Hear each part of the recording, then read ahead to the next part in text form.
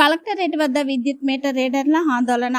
Doctor BR Ambedkar Konaseema జిల్లా ఆంధ్రప్రదేశ్ విద్యుత్ metres leaders union రాష్ట్ర కమిటీ పిలుపు మేరకు సోమవారం నాడు జిల్లాలోని అన్ని మండలాల నుంచి విద్యుత్ మీటర్ రీడర్స్ తరలి వచ్చి కలెక్టరేట్ వద్ద నిరసన తెలియజేశారు.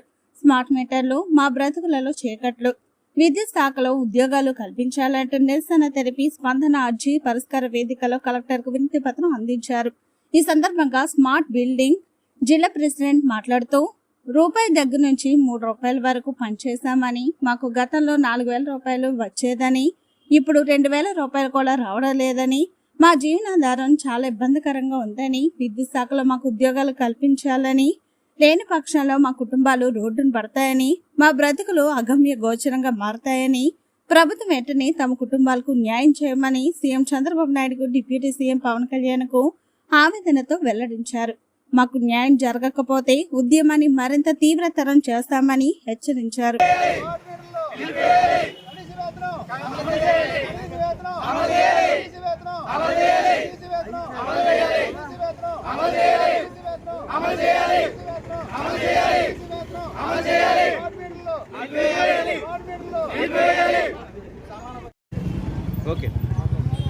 నా పేరు కట్టా నాగేంద్రనాథండి.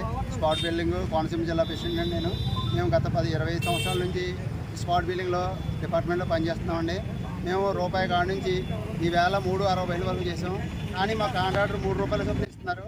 అయినా సరే భరించుకొచ్చి ఇన్నాళ్ళు తీసుకొచ్చాము. కానీ ఈవేళ ఈ మధ్యలో ఒక 5 నెలల నుంచి స్మార్ట్ మీటర్లు పెట్టారు.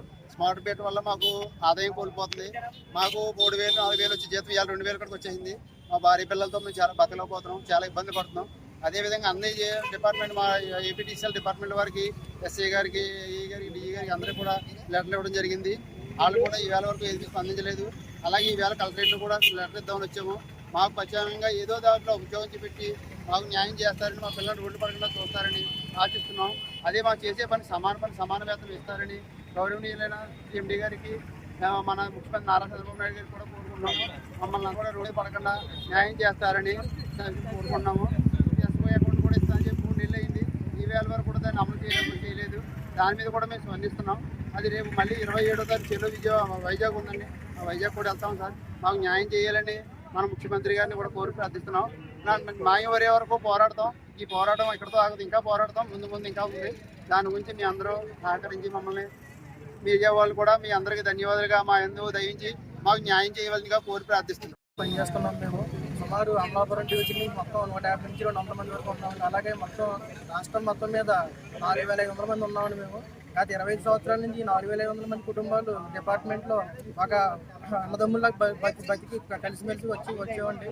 ఇప్పుడు కొత్తగా ఈ అదానీ కంపెనీ మేకర్స్ వచ్చి మమ్మల్ని బయటికి పాడేసే స్థితిలో ప్రభుత్వం మమ్మల్ని ఇంటికి పంపించేసే స్థితిలో ఉందండి. కానీ మా జీవితాలు పోగొట్టకుండా ఇదే సంస్థలో మమ్మల్ని వేరే గోల్డ్ ఉద్యోగ అవకాశాలు ఉన్నాయండి. మమ్మల్ని ఇన్ని సంవత్సరాల నుంచి పరిగణలో తీసుకుని మాకు వేరే డిపార్ట్మెంట్లోనే వేరే ఉద్యోగానికి డిపార్ట్మెంట్లో మమ్మల్ని ఉద్యోగానికి తీసుకుని మమ్మల్ని డిపార్ట్మెంట్ మెంబర్స్గా పరిగణించాలని కోరుకుంటున్నామండి.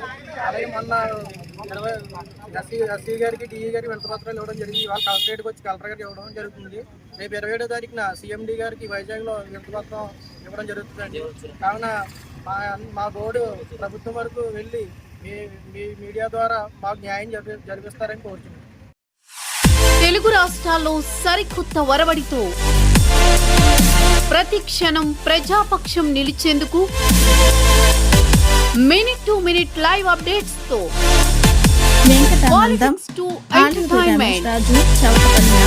ఎప్పటికప్పుడు తాజా వార్తలు సరికొత్త విశ్లేషణతో మీ ముందుకు వస్తోంది APNTS తెలుగు న్యూస్ ఛానల్.